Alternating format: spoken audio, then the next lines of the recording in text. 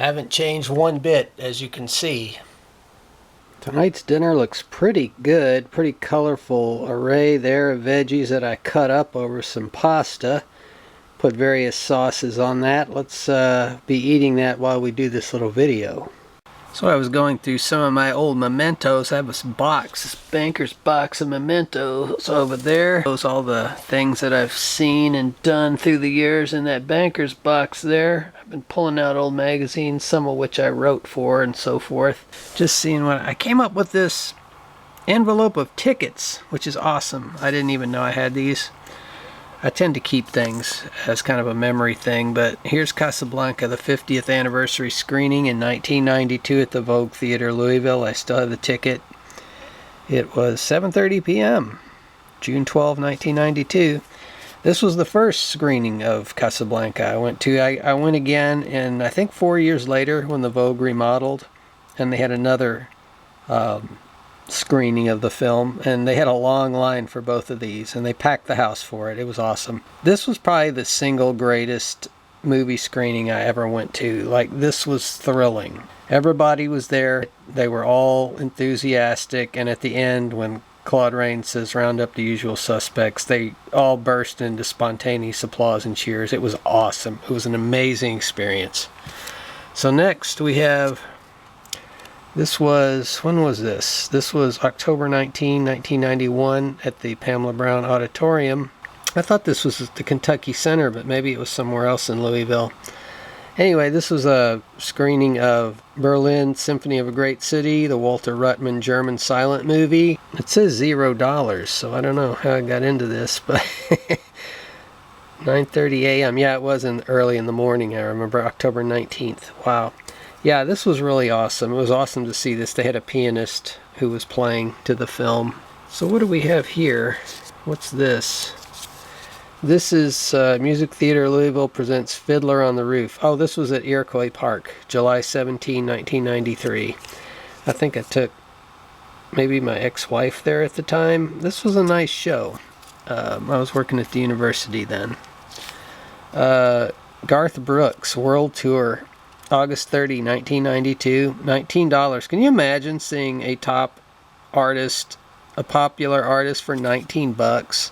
Like, it would probably cost $500 if he was popular still to see him, you know. We did get a discount because I was at the university and this was a promotional thing. Free bacon cheeseburger. Better cash that in. Anyway, so yeah, we got to see Garth Brooks. Wasn't my cup of tea, but I wasn't going to pass that up. It would be like if someone gave me a Taylor Swift ticket today for $20, I'd probably go just to say I did it, you know. What do we have here? Whitney Hall, Louisville, Lawrence Layton Smith Music Director, Orchestra, $10. I don't know what concert this was, but I went to a lot of concerts, so. Victor Jory Theater at Actors Theater, Gift of the Magi, December 7, 1984. I barely remember that, but whatever. This was a big one. It's in my dad's name, even though I went. Isaac Stern, Whitney Hall, Kentucky Center for the Arts, September 24, 1984, 8 p.m. Yeah, this was an incredible thing, and there's a long story that goes with this, because I ended up meeting Isaac Stern and had dinner with him, believe it or not, and that was a crazy story. I think I've told it on the internet before, but anyway, I went with my ex-wife at the time. Wait a minute, did I? Wait, it says 1984. I didn't meet her yet. I don't know. I think I saw him again. We had to have seen him again, so I must have seen Isaac Stern twice. That's crazy. Here's 85, Lonesome Pine Special, Nickelodeon. This was a bunch of silent movies that they showed. I think they had like maybe Laurel and Hardy and Buster Keaton. And there was a movie called Show People with Marion Davis. That was a really good film. And I think Steamboat Bill Jr. with Buster Keaton was at this, and I think it was Liberty with Laurel and Hardy. It was a one-man band guy. He had this contraption that played all kinds of music, which was cool. This was a big concert. Cleveland Orchestra, Christoph von Dohnanyi, October 8, 1984. They played Also Sprach Zarathustra. It was the best-sounding orchestra I have ever heard. This again was in Louisville at the Kentucky Center for the Arts, Whitney Hall. named after Robert Whitney, the longtime conductor of the Louisville Orchestra. So, Louisville Orchestra Masterworks, $19. Don't know what concert this was. Could have been any number of them. I still have all my concert programs in that box that we just looked at. I won't pull those out this time. That would take a long time. Here's another ticket. I'm doxing myself with these tickets, but whatever. As long as my credit card number is not on here. I saw Jean-Pierre Rampal, apparently, on April 28, 1986, and I do not even remember seeing Jean-Pierre Rampal, but I guess I did. Here's another ticket. This was when I was in college in the early 80s in Milwaukee. This was Lucas Voss, Andre Watts, pianist. I do remember this. This was the Liszt Second Concerto, October 29th, 1982. Here's another one. It says Jesse Levine, violist. Oh, I bet this was the Herald in Italy. This was Herald in, it says John Nelson, guest conductor. This was also in Milwaukee. Berlioz, Herald in Italy. Anyway, so this is another Milwaukee Symphony concert ticket. Nathan Milstein, violinist, and Lucas Voss conducting. I think this was the Tchaikovsky Concerto, if I'm not mistaken. September 24th, 1983. Could not miss that. I mean, it was Nathan Milstein, you know. And anyway, so Milwaukee Symphony, April 3rd, 1982. Kenneth Schermerhorn. I don't know what work was on this concert program, but Schermerhorn ended up being in Nashville. He ended up being a big deal in the Nashville Symphony, kind of like their emeritus conductor there and music director. Radio Doctors promotion on the back. Radio Doctors was this massive record store in downtown Milwaukee. It was one of the greatest record stores of all time. It took up a whole city block. Most of it was a warehouse because they were a distribution point for, I don't know if you would call them a one-stop or whatever, you know, where they supply other record stores, but whoops. But they were a big distribution company for recordings, and they also had two stores. They had a classical store, which was awesome. I saw Lucas Voss there in the record store. He was buying a bunch of records. I think he was buying maybe a bunch of Scheherazads or something because he was going to do Scheherazade one day. And then they had a popular, you know, rock store around the corner, which was bigger. But the classical store is awesome. That was the first place I ever saw CDs. They were putting CDs out, I guess, in 1983 or so. First time I ever saw them. The Florentine Opera Company in Milwaukee. This was Fidelio. It was $25. This was on March 10, 1983. I remember that very well. I enjoyed that quite a bit. Oh, this is a ticket for the steamboat race in Louisville during the Derby in 1986. I was a reporter on the newspaper, and I rode in the steamboat race aboard the Belle of Louisville. It was quite a memorable event. This is one of the big ones. Rex Harrison and My Fair Lady at the McCormick Place in Chicago Erie Crown Theater. $20 to see Rex Harrison and My Fair Lady. Can you believe that? I mean, that's insane. That was a weird night, which I won't go into because it was just hard to get out of that place. There was a story behind it, or there was almost of Seinfeld dimension. So that's all. I, of course, have been to many more shows than that, but for whatever reason, I've kept these tickets. So I came across this artist series at the Pabst Theatre, Milwaukee, 1983-1984, English Chamber Orchestra with Sir Charles Mackerras, conducting October 25th, 1983, 8 p.m. Quite a program they had that night. I remember that. That was the only time I ever went to the Pabst Theatre, I think. Sir Charles Mackerras conducting and Jose Luis Garcia, violinist.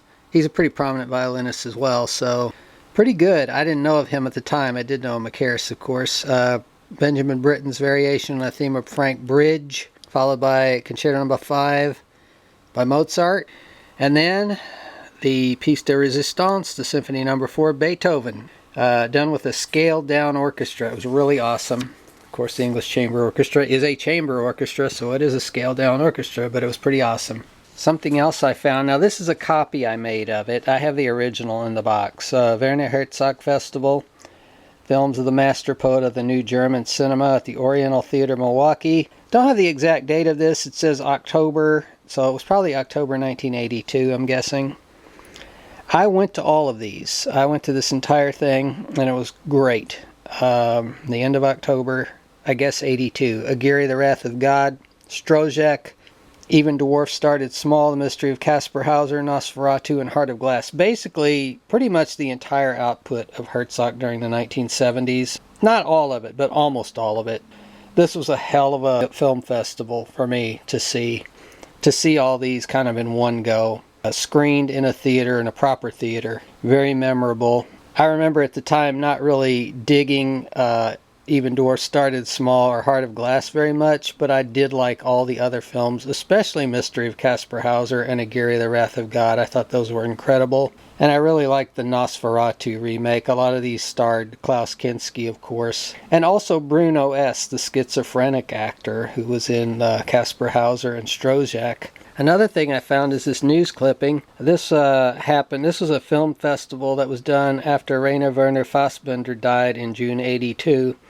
I don't know if this was in '82 or '83, but this was after his death. The University of Wisconsin at Milwaukee on the North Shore had a festival devoted to Fassbinder, and you got to realize at this time a lot of Fassbinder's films had not really been seen in this country, and certainly not in medium-sized or smaller cities in the United States. So this was something major, like for me as a film fan. This was the first time I had a chance to see these films. And this was around '82 or '83.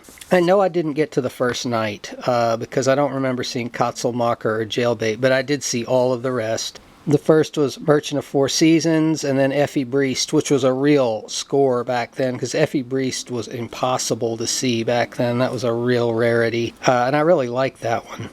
Chinese Roulette, and then Bitter Tears of Petra von Kant. There's a story around that I won't tell here, but someone basically tried to molest me there, which was kind of funny. But anyway, then Ali, Fear Eats the Soul, and then Mother Custer's Goes to Heaven, which I really liked. I liked those two the most out of this whole bunch. And then Lily Marlene was the last film on that program at that university. Then, right down the street at the Downer Theater, as part of this festival, they had Lola, which is a brand new film that Fassbinder had done. This was one of the last films he made. And I don't know if you know much about Fassbinder, but he was probably the most prolific filmmaker of all time. He made like 40 movies in like one decade. He must have made 2 or 3 movies a year at least. More than that probably to keep that pace. But what's really cool about this is that there was an embarrassment of riches for me at this time in Milwaukee. In close proximity to each other on the North Shore were, I think, 4 cinemas that I would go to. One was the Oriental Landmark, where they showed all the classics and foreign movies and new foreign movies and indie movies and cult movies, the Rocky Horror Picture Show and all that stuff. I went there all the time to that theater. It was an old Grand Movie Palace, but it was still a suburban house. And then right behind that was another cinema where they showed newer movies. So that's where I was seeing movies like Officer and a Gentleman and My Dinner with Andre and stuff like that. And then right down the street from that was the Downer, where they would show foreign movies. I saw Diva there, I remember, and also this one, Lola, and a few others. And then up the street from that was the University of Wisconsin at Milwaukee campus, and they had a whole lot of foreign and new foreign movie screenings there. So you could really be up to date on what was going on. This was an incredible time to be a young film fan for me. And anybody, really. It's hard to convey how incredibly magical this all was back then. And then, of course, closer to campus, downtown where I was, there were other cinemas. There were cinemas on campus. They were screening 16mm films in the bar downstairs at the Student Union, and I'd go see Hollywood classics in there.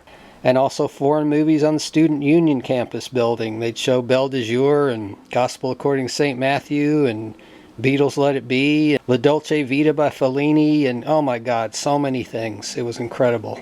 So I'm kind of working on a video related to all of this stuff. I'm not sure how it's going to come together. I'm doing some deep research. I'm digging into the piles of material that I've got, and I'm digging into the Internet Archive too on the internet, trying to see what I'm going to do with this. I think it's important to kind of recapture that era of cinema going when people could go see all these classics and foreign movies in a way that you just can't anymore. You can't see them screened in a public setting with an audience that picks up on things.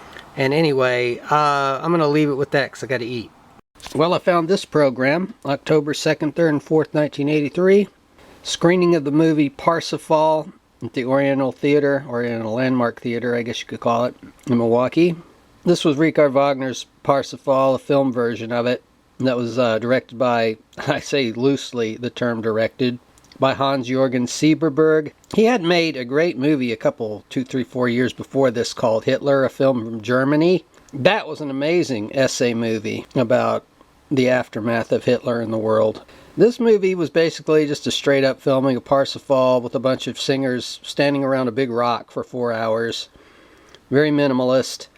One of the most boring cinematic experiences I've ever had, but I sat there dutifully because back then I was an adventurous soul and I was open-minded, and I went ahead and went to see this, and we'll never see it again, thankfully. But it says Francis Ford Coppola presents. Back then Coppola was getting his name on practically everything, it seemed like. But anyway, so there's another one. Another experience from the college days.